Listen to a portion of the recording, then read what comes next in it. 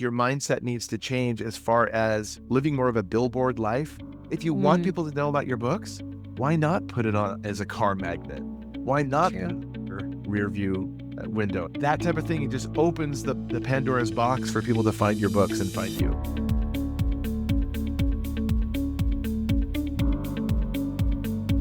Welcome back to the Business of Christian Fiction. I'm your host, Rachel Fahrenbach, and today I'm joined by Aaron Ryan. He is the author of over 30 books, ranging a couple different genres, and has worn many, many hats. Today, we're going to be talking specifically about the hat of authorship and voiceover actor. I'm excited to get into that conversation. But we're going to dive into all things publishing and writing and what it is to be a writer who is also a Christian, who's also trying to publish, who is doing the business side of things. And so I'm so excited to have you, Aaron. Thank you for joining me today. Yeah, thanks for having me. It's my pleasure to be here. I appreciate it. All right. So for those people who have not been introduced to you before, can you just do like a quick summary of who you are? I know I was reading your bio and I was like, my goodness, that man has lived many lives. And so I don't know how you sum that all up in a couple of sentences, but if you want to give it a go, why don't you? Yeah, that is a hard one. So I think I like to put it in my Instagram profile and everywhere else, just author of books, overgrown goofball, dad to two boys, husband to, a loving wife, and things like that, because it's like a well-rounded approach. But yeah, I've been doing creative pursuits since I was a kid. I absolutely love writing books. I have two parallel careers right now, that of voiceover artist, which I could lean this way and show you the studio that way behind me, and an author, which are both storytelling. I prefer one way far and away above the other. So voiceovers, I get to tell other people's stories back there. Authoring, I get to tell my own right here, and I much Mhm. prefer the latter. But yeah, I have to do something creative, or I'll probably explode. So gotta keep it busy. I feel that the need to be creative or else you're going to explode. I know that feeling deeply. Yeah. So you have written a lot of novels, well, a lot of books because you have some nonfiction in there too. But when did you start publishing them, and how did you kind of get into? Because you're a self-published author, how did you get into that whole side of things? Well, I absolutely prefer self-publishing. Part of that is just, as like this doesn't pertain to everybody, but for me, I'm a self-starter. I'm a little bit of a control freak. I work really fast, and I'm a little bit of an anomaly in that regard, like just by admission. And I don't that doesn't work for everybody. A lot of people have this pipe dream, and for many, it won't be a pipe dream. They want to get traditionally published. They want to get an agent, and then the agent will pitch them. And in so doing, you end up relinquishing so much creative control. Your timetable just gets stretched as far as how long it's going to take to actually get that book to market. You're going to command much lower royalties with a trad Mhm. pub. I prefer um, self-publishing just for the very reason that I can retain all creative control, and that I can publish quickly. I write books quickly. I'm under a huge gun right now because the industry is crumbling under the weight of AI, lowballing clients, underbidding colleagues, the SAG-AFTRA strike, the economy, just everything's eating away at it. And so my pivot has been back to authoring. So it doesn't take me long to think of ideas for a book. To write them takes a little bit longer. To edit them takes even longer. But Mhm. I absolutely prefer the self-publishing hustle, because I do like to hustle that way. That isn't everyone's game, though. Yeah. Yes. I think that's the thing that most authors are either scared of when it comes to self-publishing is this idea that they have to kind of take on everything themselves and they have to market themselves, which I think is a little funny because even if you're traditionally published, unless you get with a huge trad publisher and they give you a huge marketing budget, you're probably going to have to do a lot of this anyway. You just have less control over how you do it. So I do think that there's something that people struggle with. They struggle with this idea that they have to hustle and promote themselves. And, you know, I think most writers would like to write the book and then it just give it to somebody and then be done. Like, you go Uh, talk about it. I don't want to talk about it. Okay. I I wrote mean, it. That's the hard part. I don't. I think that's very true. But like you just said it, frankly, if you get traditionally published, It doesn't mean that they're going to take over all the marketing for you, unless it's somebody like, Harper Collins and you're Suzanne Collins.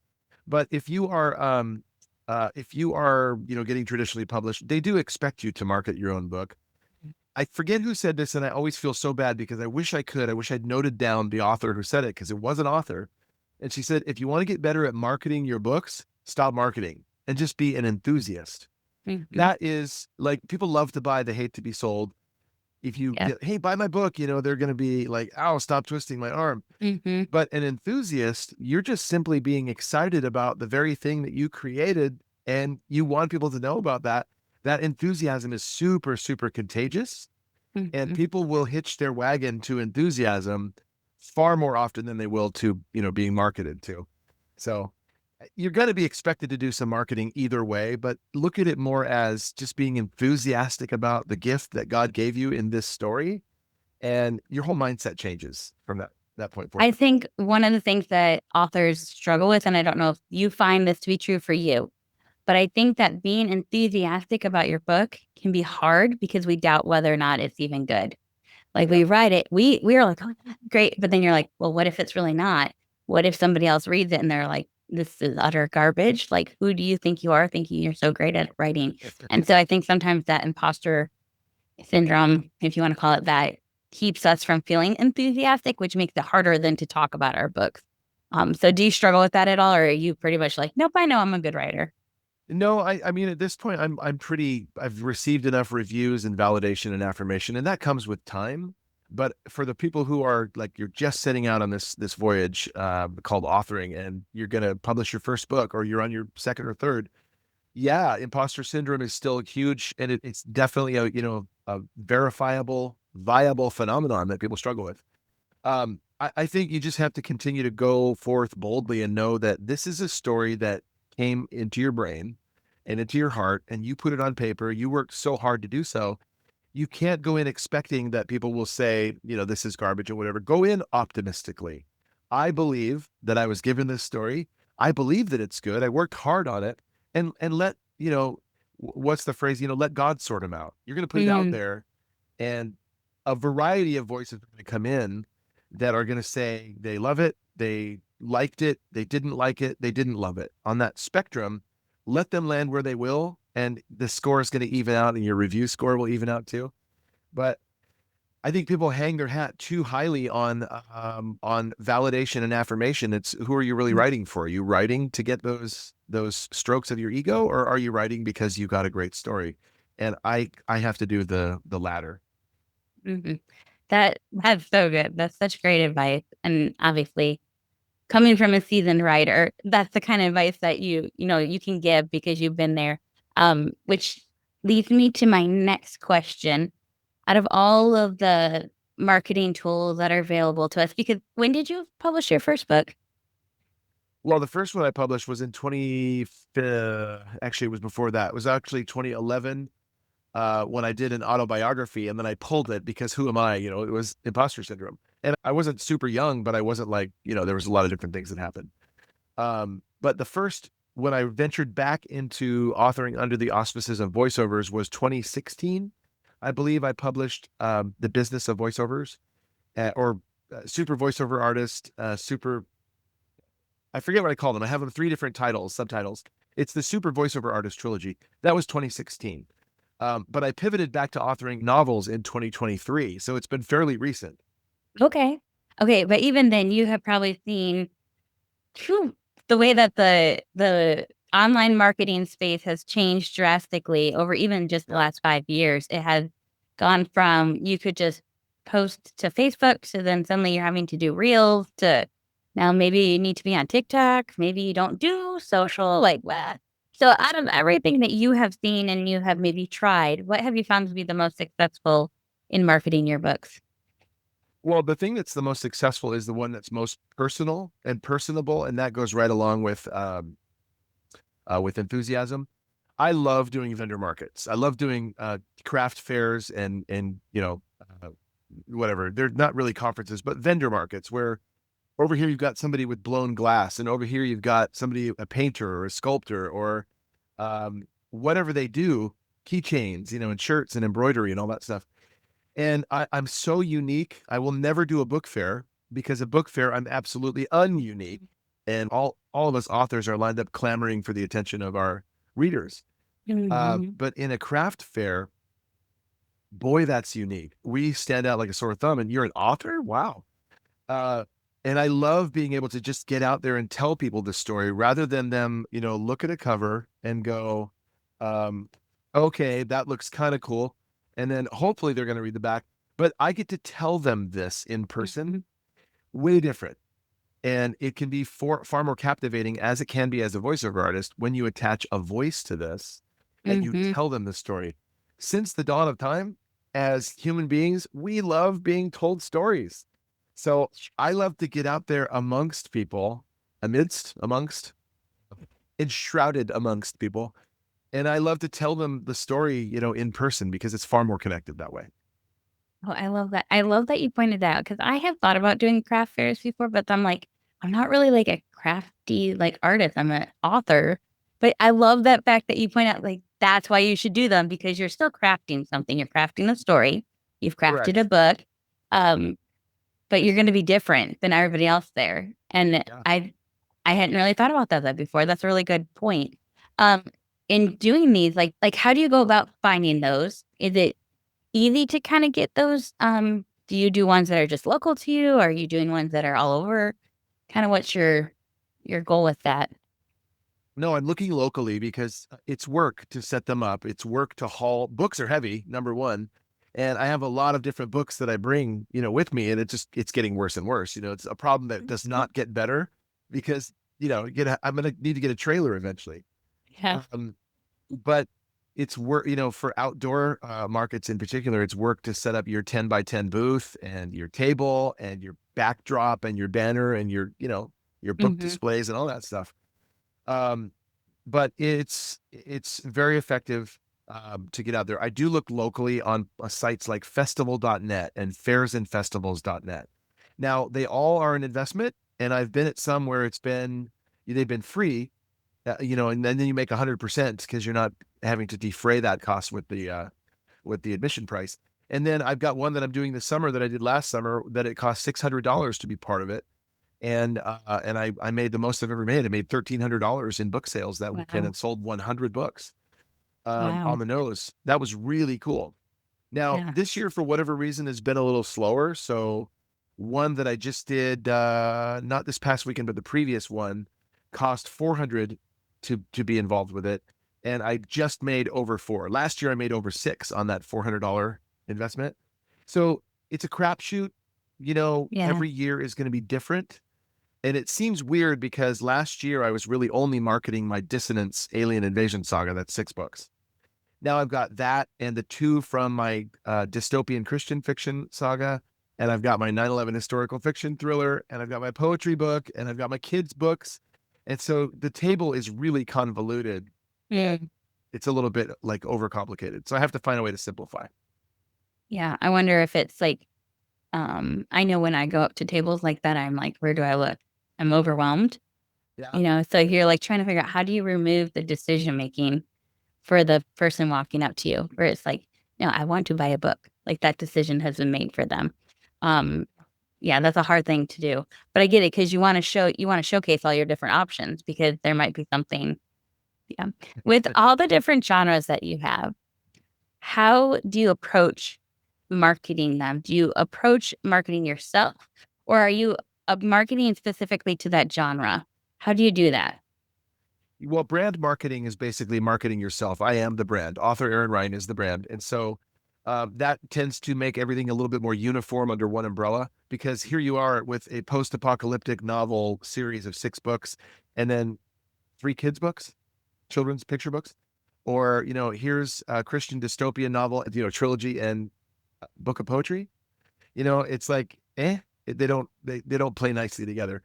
What I tend to do is I'm predominantly a sci-fi writer and a post-apocalyptic or apocalyptic thriller writer. So my main novels that are sci-fi related are all pretty much marketable under one flyer, and then they're going to see on the table a book of poems that they can buy, and that's happened. Mhm. Here I have everything that says, sci-fi writer. with book adapted to screen and coming to a streaming network, knock on wood eventually. Yeah. And they see that banner and they get excited about that. And then they come over and they see, oh, kids books. And they buy that and leave. And it's like, you can't predict what is in Yeah, people's hearts or what they want. that's true. So that's in person. Online, it's very different. For example, on Facebook, there's a group that is only historical fiction books. And my 9/11 historical fiction thriller forecast fits nicely in that groove, whereas my alien invasion future books do not. So Mm. it is a little picky and choosy. Yeah, so you're looking for opportunities that maybe fit with that genre online, but as far as overall, you're marketing yourself. It's really hard when we're talking about marketing because there's marketing products and then there's marketing personal brand. And you have to kind of approach both a little bit differently. And so what I hear you saying is that you market yourself as the personal brand and you get people to know, like, and trust you. Yeah, And then you find unique opportunities to market the product. And so, absolutely. Well, yeah. Suzanne Collins does not market the Hunger Games. She's written other things, but she markets herself as, and that's how you know. Did you get the new book by Suzanne Collins? Now with Hunger Games and the notoriety that has, you may say, did you get the new Hunger Games book? But did you get the new Stephen King book? I mean, that guy's Hmm. prolific. Did you get the new, Tom Clancy book or the John Grisham book or whatever? Right. Michael Crichton, well, he's deceased, but those are the brands. The author is the Right. brand for sure. Yeah, I have heard it argued though that they tend to write in a certain like one genre, which isn't Yeah, true. Isn't true. But there is this argument that you have to stick in a lane in order to be for your brand, your personal brand to grow. And I personally disagree with that. I think that authors can be just as impactful in different genres, that they have to be true to the story first and foremost, not true to a genre. And it sounds like you kind of feel the same way. I do. Well, yeah, I don't even know if this is a word, eclecticity. Like, I Yeah. love when people are eclectic. I've been a musician, and so the CDs that I put out, had R&B and then rock and then soul. And those are vastly different genres, one from another, but they're all under the umbrella of one CD. And it just shows your versatility as an author. I want Yeah. to try new things. For example, the current novel is The Phoenix Experiment, which is a paranormal thriller. It Ooh. still falls under sci-fi, Hmm. but it's paranormal thriller, and I've never written that before. But I want to dive in and I want to try it and see, I like to try new Yeah. things. Well, I just think about like my newest novel. It started out as kind of a YA supernatural thriller, and it has totally shifted into something totally different. But that's because I had to let the story tell itself in the way that it wanted to be told. And I think Yeah. that as authors, it's this fine line though, because you know what's marketable, and you know that people, um, with the way that people only have a short attention span with online, you're like, you want to be able to neatly wrap something up in a bow so you can grab their attention quickly. And Yeah. certain genres will do that for them. But at the end of the day, you have to be true to your craft and be able to say, like, no, this story wants to be told this way. And then I think we just have to get really creative in how we're enthusiastic about our books afterwards. Because if we're not true to the craft, then it comes through, I think, in the writing. Absolutely. And I think that's where pantsers stand out from planners. And if for those who don't know the difference, the planner is the far more, planning one, and then the pantser is organic, or a plotter, planner or plotter, all kinds of different names. I'm just by nature, I'm very, very organic. I'm a very organic writer. So I don't have the whole story mapped out. I love to roll with the punches. There's a Russian author who said the goal of an author is to get your protagonist up a tree and throw rocks at him. And you see how he fares that way. Mhm. And how he or she navigates their way out of that problem or that crisis that they're in really reveals a lot of their character. And I love that. That's very organic that way. So yes, I have some bullet points for some ideas and some mile markers and things I need to go to that I know I want to hit, but I love to just be organic that way. And that is, you're true to your story more because that's the way life happens. Life isn't Mhm. all bullet pointed out and like everything happens as you expect. It's all, I have kids, I know this, uh, it's all organic. So there's the Right. kids, very, very blurry right back there. Okay. I love that. I love that you publish some kids' books. That's fun. Yeah, I definitely agree with you. There is something organic. There's a time and place for more trope led stories. I mean, there's a reason why Hallmark movies do so well, right? Like people just they like the fact that they can predict what's going to happen. They just Yeah. do. They like the comfortability, the safety in that. So there is a time and space for that. But um I wanted to ask you, do you run ads at all to your books? Yes, I no longer will run Facebook ads. I mean, that may change in the future, but it is such a big ask to get someone on social media to abandon what they're doing, go where you want them to, and make a purchasing decision.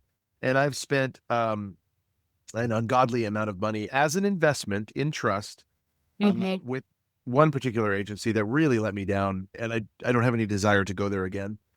Amazon ads are really the only thing that have ever been consistent because they are specifically there to shop. Exactly. You're not pulling them anywhere else, away. So Yeah. I prefer Amazon ads far and away beyond anything else. Have you found I've found this a lot, and I'm wondering if you have found the same thing, because you mentioned this ad agency that you worked with that let you down. I find that oftentimes marketers who are really good at what they do, ads or otherwise, don't quite understand how fiction works and how selling Yeah, fiction works. And so they might, if you had any other kind of business or any other kind of product, they might be able to pull it off for you. But because it's fiction, they just don't understand it for some reason. And they don't understand how to be creative or unique with it. Have you found that to be true? well, this agency is headed by an author or a former author. I think that he is making his money far and away now, hand over fist with marketing now. Instead, Yeah. found that is where that's filling his coffers. And I think that he did have some, or does have some insight onto how to market, but I just it was such a disappointment. I just found that you can far better calibrate ads that you've placed on Amazon yourself, put in the keywords that you're targeting, the negative targeting as well, and really hone your ad. Find the ones that are costing you a lot of money without connecting, and your Hmm. cost per click is way up here, and your purchasing is down. Um, I just find that organic posting in places where readers are is far more effective. And the promotional companies that you can go through, like where readers subscribe to, like Written Word Media or Book Barbarian, or the hordes of the other ones that are out there, the Fussy Librarian. Hmm. Those are great agencies that already have the reader magnets, and they've got readers that crave books. Hmm. They have their readers that are already subscribed and want to read. So Yes. you do promotions through there. It's very targeted. Yes.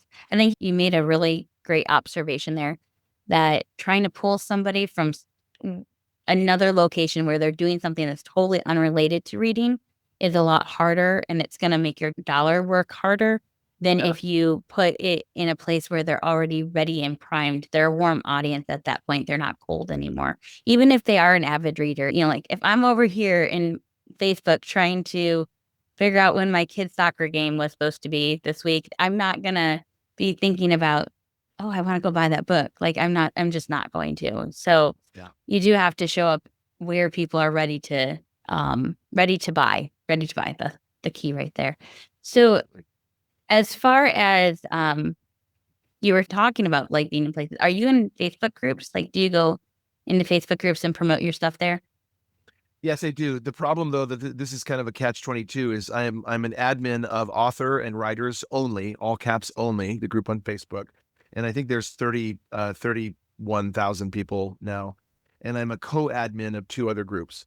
They are predominantly author groups, so you're preaching Hmm. to the choir by listing your own books there for other authors to buy. People still do it. I still do it. You do gain, the occasional, "Ooh, that's cool. What a great fellow author that appears to be." Yeah. But it's far more effective to go into groups where they are readers only. It's just that the problem with those groups is they know that authors are going to come there and try to pitch to their Yep. readership. Yep. And that's the problem that we have with the authors and writers groups and novelist groups is these groups are rife with scammers that want to go in and pitch their marketing services and their book trailer services and their everything services to these people. And we're still cleaning house even after these many years, getting those guys out of there Yeah. because it's called authors and writers only. That's And at some point they were let in by somebody else. And it's like, yeah. Yeah, it's you have to hard. find the There's a reader group that I'm a part of that's it's Avid Christian Readers is a group that I'm a part of, and they're very strict. They're like, "Don't you be promoting anything unless it's on the weekend." They have a specific day where you can promote, and I appreciate that because if you're in there as a reader, you're like, "I don't wanna get sold to every single time I'm in here." exactly. You wanna hear other people's recommendations, not people self-promoting, so I get that, but besides the in-person events, have you found anything else to be, beneficial for you to sell your books that maybe people aren't aware of or think about? Well, this is where I think you have to get creative as well. So yes, there's different things like Amazon ads. There's different things like the craft fairs and vendor markets that I do. But ultimately, I really like you have to get creative and consider at least putting things on your window of your car, vinyl lettering on your car, um, business cards, mixers, going out to mixers and meetups and things like that. But, I don't, it's really hard to track that metric when someone sees my car driving, hopefully safely down the highway. And it says, support a local best-selling author. And hopefully they're going to go to my website and they're going to buy, but I don't know where Mhm, they came from. But it's things like that that you have to get out there and you have to actually meet other authors, network with them, connect with reader groups on LinkedIn and author groups on LinkedIn. Be willing to post with written word media and Book Barbarian and Fussy Librarian and all those things we mentioned earlier. Those promotional sites are really good for actually reaching readers. Do they mhm, cost? Yes. Are some of them better than others? Yes. Are some of them worse than others? Yes. But there are far worse ways to, I wouldn't even call it invest your money. It's far worse ways to spend your money mhm, because it turns out to not be an investment mm, or a poor investment. But I think one of the things that I always come across when I'm meeting other authors, wherever it is they always say this, really, you do that?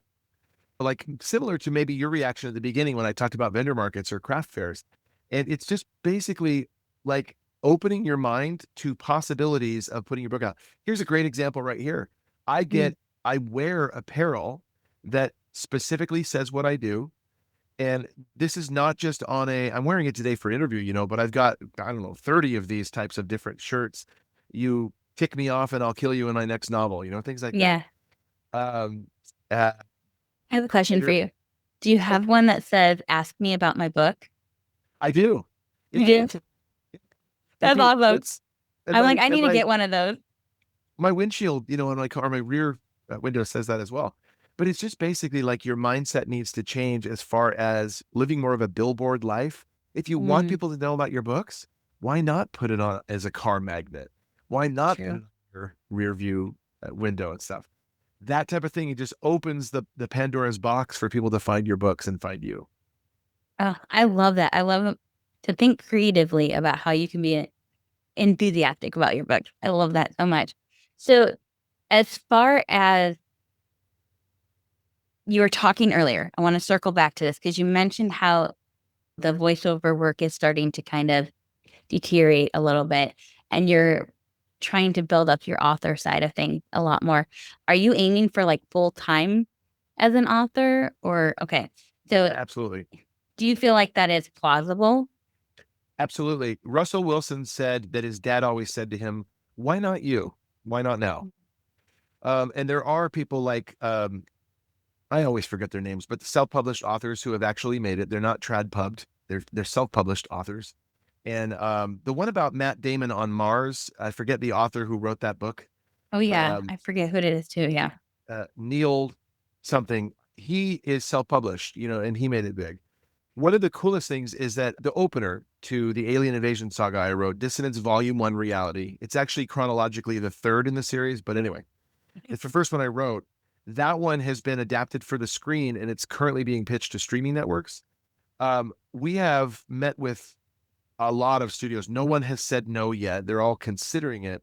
But we've got a fourth meeting coming up with Legendary Studios. As a self-published author, going up, with Legendary Studios is amazing. I got no's. We actually went the actor access route as well, and we approached John Hamm and Eric Bana for the role of Joe Bassett in Dissonance Volume 1 Reality. Both said no. I'm okay with the actor saying no. I got a no from John Hamm and Eric Bana. It's like, Yeah. whoa, You tried. You can say that, right? I'll take the no. Right. If that gets picked up, and I'm going to, when it gets picked up, Exactly. that's going to be a huge windfall. And provided they keep the name Dissonance, or they do a tie-in and say that it's really going to help the book sell well. Is it possible? Absolutely. Is it a dream? I've got all my hopes pinned to this dream. I can't wait. So how does that happen? How did that happen that you ended up getting it as a screenplay and it's getting pitched? Yeah.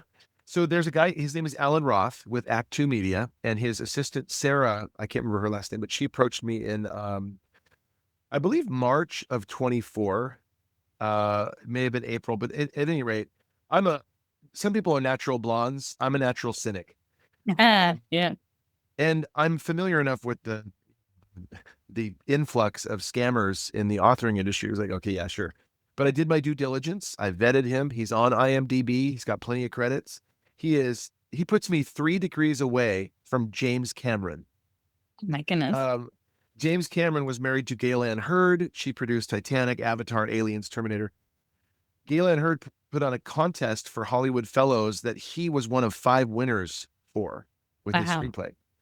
So good enough for me. Yeah. And he pitched to me. He said, I think this is a great book. I'd love to adapt it to screen. Here's what it would cost. I'll be very collaborative with you.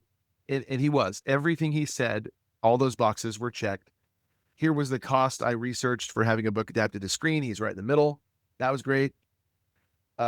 He made 2 big changes in his screenplay, character changes. And I was like, can you? And I wasn't comfortable with him, and he changed him back. Oh, good. So that was great. And he's the one who's out there marketing it now to these studios, because I don't know who to talk to. Right. Like, how do you know? Yeah. We met regularly, and he showed me, he would walk me through what he created and what the screenplay, where it's at now.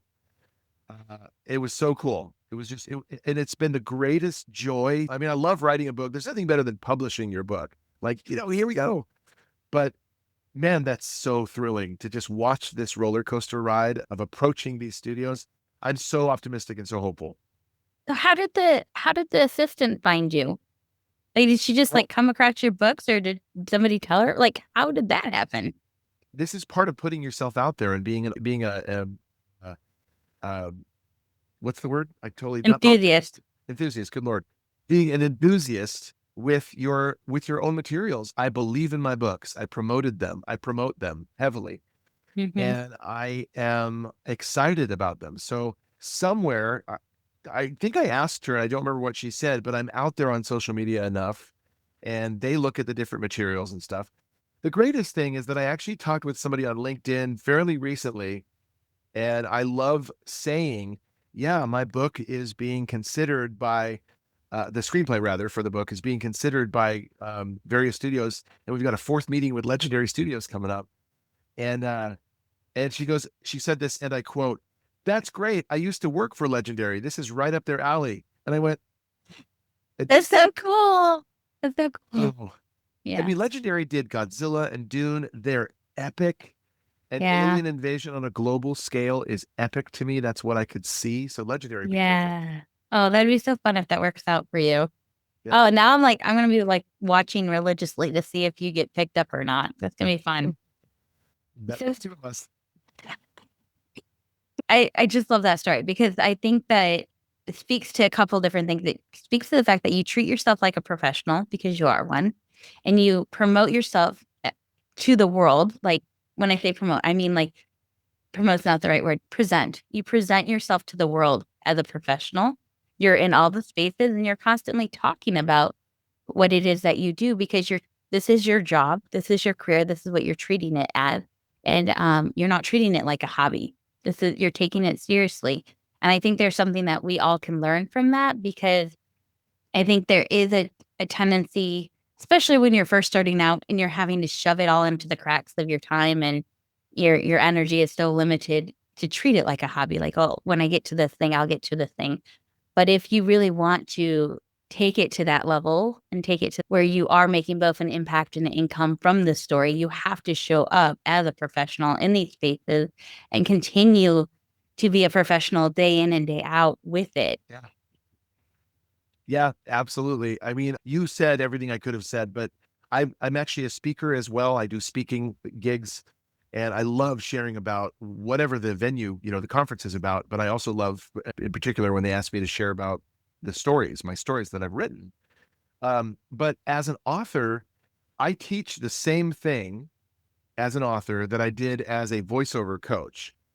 Excuse me. And that is, in voiceovers, I'm a businessman who just happens to do voiceovers. As Mhm. an author, I'm a businessman who just happens to write books. That's And so good. once you adopt that mindset, and it's the switch, don't put the cart before the horse.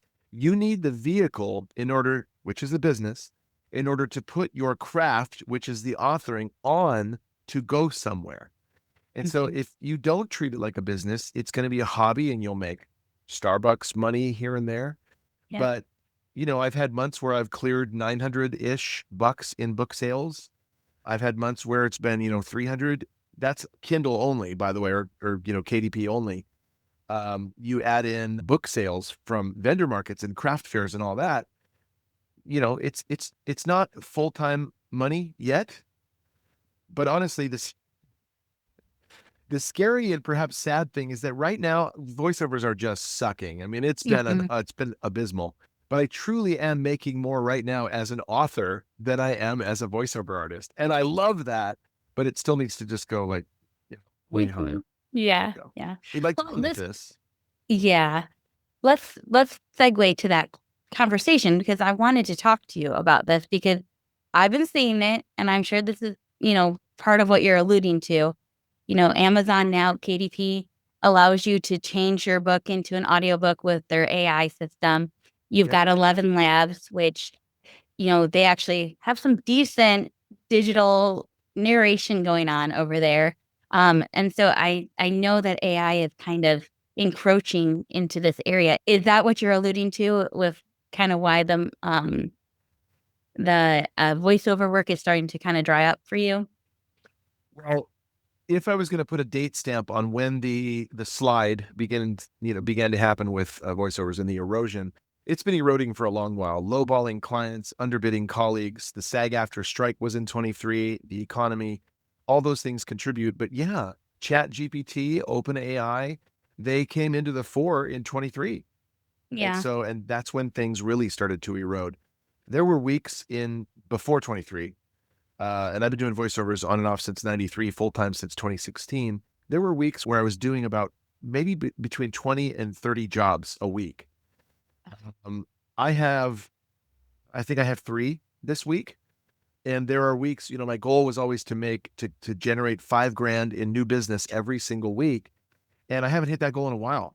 So Mhm. AI is, I would want to pin all of the blame onto AI, but I know that's not true. There are other factors, but Yeah. AI certainly expedited the erosion because, yes, you can go for authors as well. You can have your book read by an AI voice, which is just, I don't know why anyone would do that. Uh, but that replaces good, hardworking audiobook Mhm. narrators that you honestly can hire without paying them a cent. You can hire them on a royalty share where they get paid if you get paid. If your book sells, Really? I yep, didn't they know get that. paid. Yeah, most audiobook narrators now have that choice where they will either choose a per finished hour rate of 100, 200, 300, Mhm. 400 per finished hour, or they go on royalty share, which means if your book sells, like, they would be crazy not to do royalty share if they were narrating a Stephen King book or a Suzanne Mhm. Collins book, Right. because that will sell. Mhm. And so then you're going to make bank more than your per finished hour rate. Okay. So yes, that option exists. and it's threatening. AI is threatening voiceovers. I already know this as a voiceover artist, but it also threatens authors in that the proliferation of AI generated material into the marketplace on Hmm. Kindle and Barnes and Noble and everywhere is growing. People fire a prompt into Chat GPT or however they do it. Give me a whole story. Yep. They copy and paste. They use Mid-Journey to generate a cover. They slap the cover on there. They slap their own name on there. Yeah. Brazen audacity. They didn't write a thing. They throw it up on KDP and boom, they're a capitalist. They're not an author. They're a capitalist. Yeah. And that dilutes the marketplace of good offerings. And it's really irritating. Yeah. I personally don't have a problem with using AI as a research tool or as an editing, Sure. in you got Pro Writing Aid as a AI, right? So like those tools I think can benefit us, but like there's so much that goes into storytelling that I just believe has to be human generated for it to be good. Like, well, we were talking about it, right?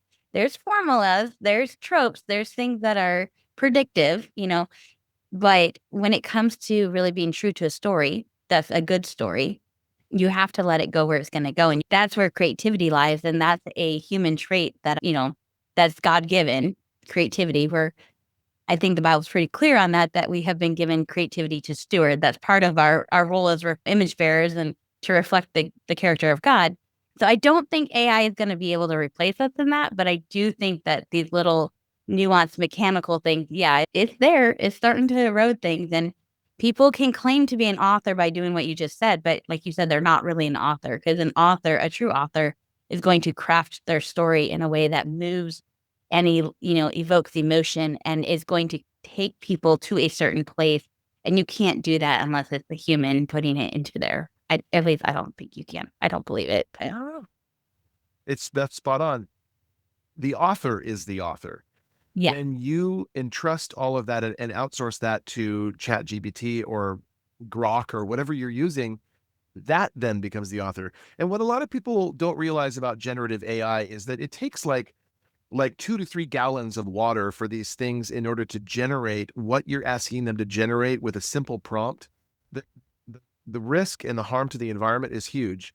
But the fact is that sadly, I wish we'd realize this and just wake up, have a collective awakening. Most of the results that you're going to get from AI is trained on the backs of material that has been harvested and scraped from the web that or anywhere else in a repository that is creatively authored by someone you may even know. Yeah. And so it's stolen, it's pirated, it's copyright invasive. Yeah. And so you can say, and hey, you use it as a tool. I use it as maybe an idea generation here and Yeah. there, but I will never, and I have a note on AI on the beginning pages of all my books that say, I will never, ever, ever use AI to craft any part of my story, any narratives. I Right. will write my story out. But I Exactly. wish we realized that it's trained on the backs of previous creators, and Yeah. it's going to happen to you as well. Though I will push back a little bit on that. I think we're all trained on the backs of previous creators. We have all been trained on it, because when you go to colleges, that's what they're doing. They're taking the previous creators and training the next generation of writers off of those people. So I will push back on that a little bit, but I understand the ethical dilemma of there was no permission given. No permission given, but they're also not accredited. They're not credited where that came That's from. true. That is Whereas in true. college and in curriculum, they are credited. This came from, and you cite the source. AI doesn't cite the source. That is That's very just true. terrible. That's true. I wish we would. I don't feel I strongly know. about this at all. It's one of the most divisive issues, I think, in the writer space right now. I was actually just listening to an interview that I think it was Book Funnel and Jane Friedman. Is that her name? I'm so bad with names. I wasn't expecting to talk about this, so I didn't look it up. But she had some really great insight into this. But her point was that yes, this happened. And now we have to figure out what we're going to do in response, like what the next step is, because it's not going to go away. And unfortunately, this thing did happen, and there has to be a reckoning to that. And she's hoping that happens through the court cases and stuff that are ongoing right now. There has to be a reckoning, right? Like there has to be some kind of accountability, hopefully. But at the You same need time, like, motivation. yeah, at the same time, though, we do have to say, like, okay, this is not going to go away. So we're going to have to learn to figure out how to not necessarily, I think we have to do what you were just saying. This is my line in the sand. I will never do this, this, and this, and this. And I'm going to let my readers know that. And I'm going to respect the craft. Mm. And I'm going to use the tools that are available to me because those tools are significantly helpful. But I'm not going to compromise the craft for the sake of using tools and being faster or more efficient or whatever. So, Yeah. but I wanted to ask you, since you are a voiceover actor, and I know that work is more than just like audiobooks, but for the self-published authors who want to do audiobook, you had mentioned the royalty share. What are some tips or advice you have for people who are like, oh my gosh, it's just so expensive to hire a narrator, and I don't know that I'm going to make that money back, or I don't know that it's going to be worth my while to do that. What tips do you have or thoughts or suggestions that they may not even be aware of that they have the option to do? Sure. Well, as a voiceover artist, I can walk and straddle that line, and be able to dip my toes into both fields and share experience there. I personally hate doing audiobooks. They take way too long and they pay way too little. But the dilemma came from when it came time for me to face the music and say, do I want to narrate my own audiobooks? It was a resounding yes, because I had the shuddering thought, boy, if I entrust this to anybody, because I hate doing audiobooks, if I entrust my audiobook to somebody else and they don't do a good job with it, I'll feel so bad. Um, no one loves or knows my characters or my story as much as me. I bawled in the writing when I killed off. Oops, can't say. In this book, spoiler, I don't want to spoil anything. I bawled when I killed him off. I bawled in the editing. And that's me crying in the audiobook, truly crying and weeping. And then, anybody else who died, I'm crying. And that's authenticity. So the validation came from that when I was actually out at a vendor market and someone said, yeah, I'm not going to buy books. I don't buy books. I just do audiobooks. And I said, oh, well, it's playing right now. That's another tool I use where I have the audiobooks on my iPad. They can slap on the headphones and listen to the audiobook. Oh, that's so And smart. I love yeah, that. right there. Well, I Yeah. mean, why not? Because if they're at the vendor market and they buy books, they can hold this, right? Yeah. And they Mhm. can tangibly, they can hold that. But I need them to also be able to experience the audiobook. So uh, they said, wait a minute, did you narrate it? And I was like, uh, yeah, I mean, is that okay? And, and they said, okay, yes, now I'm interested because I'm the author. He Mhm. wanted to make sure that the author was narrating it. So totally, totally recommend doing it and stuff. The thing that you and I talked about earlier is that people don't realize with audiobooks, you can go one of two routes in ACX. You can either cast you can cast a narrator either way, but you can post that project as a per finished hour rate, meaning they're going to take 5 hours to record and edit 3 hours worth of material. So you pay them $300 per finished hour. That's $900. Okay. Most books are going to be maybe in the 8 to 9 to 10 hour range. So Mhm. yeah, it's bucks. But there are many quality, decent audiobook narrators out there who work on a royalty share program, which means if your book sells, then they'll get paid. They just love doing audiobooks. So if your book sells, they'll get paid. You have to share your royalties from Audible with that narrator. Then, if same thing through Findaway Voices. If you cast someone to record your audiobook through Findaway, then you have to split the royalty share with them that way as well.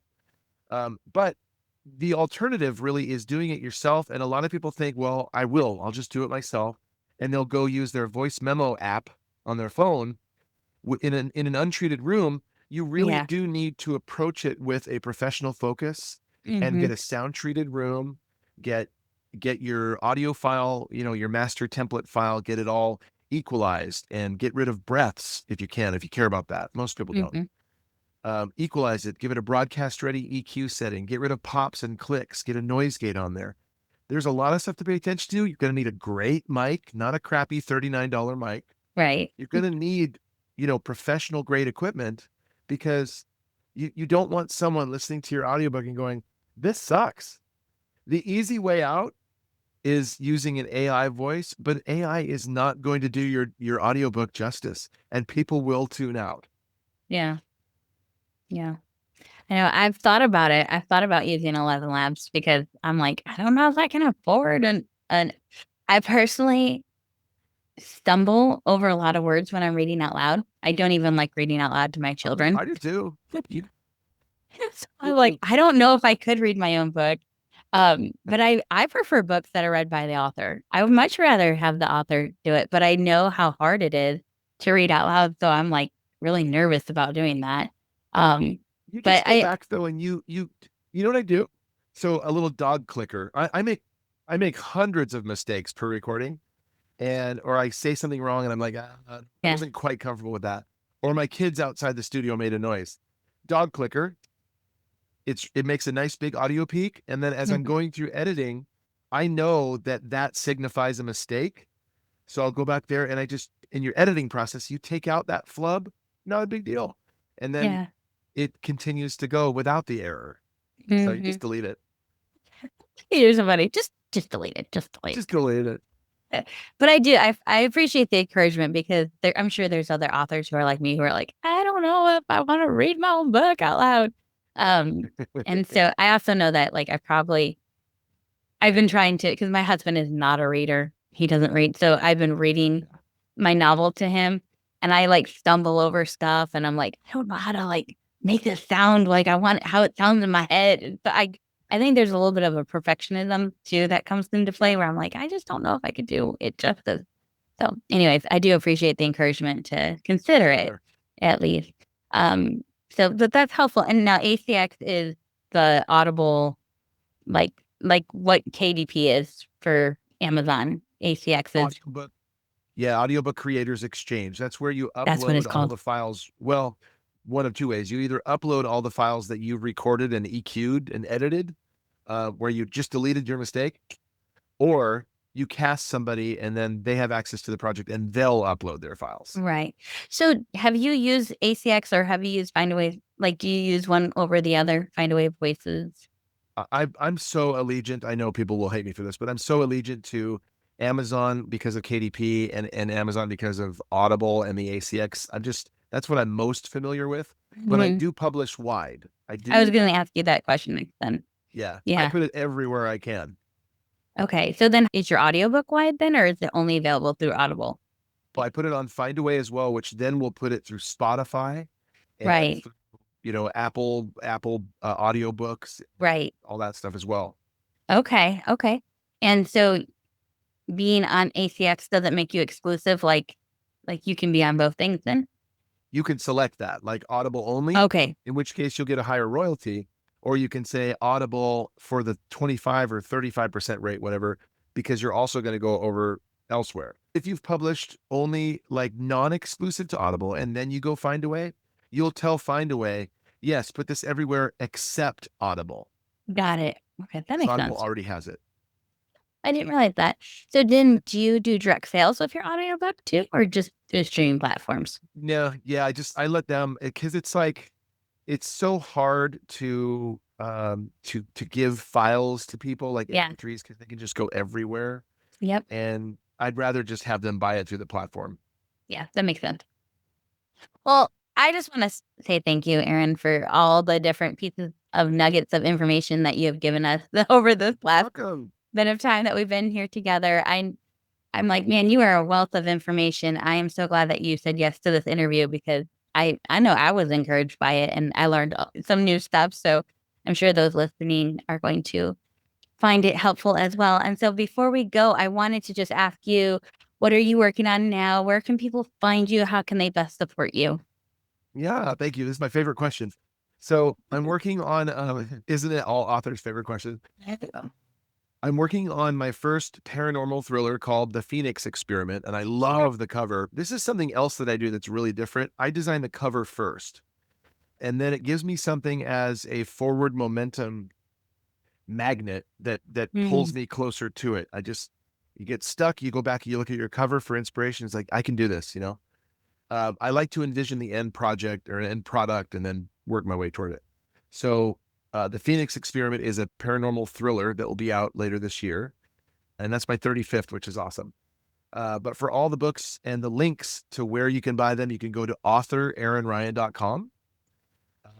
I have 2 other sites as well. Being a Christian, The End is a Christian dystopian saga that I really wanted to write something a la Left Behind Mm. that is not post-trib. It's not even the tribulation. There's a maniac who literally believes he's the Antichrist of Revelation.